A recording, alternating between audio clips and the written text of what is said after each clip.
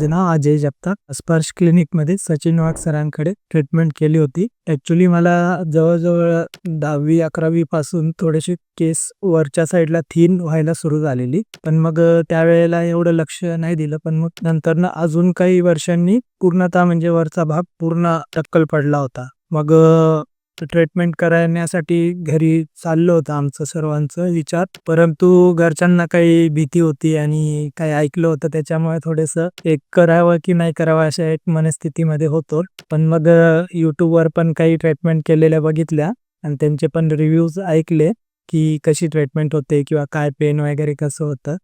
ते केल्यानंतर मग आम्ही हेअर ट्रान्सप्लांट करण्याचं डिसिजन घेतलेलं आणि सरांकडे स्पर्श क्लिनिकला एकदा येऊन फक्त एक इन्क्वायरी म्हणून व्हिजिट करायला आलेलो. पण मग आल्यानंतर सरांचं बोलणं, सरांचा रिस्पॉन्स वगैरे पाहून मग एकदम आपलेपणा आणि म्हणजे असं घरच्यासारखं एकदम वाटलं.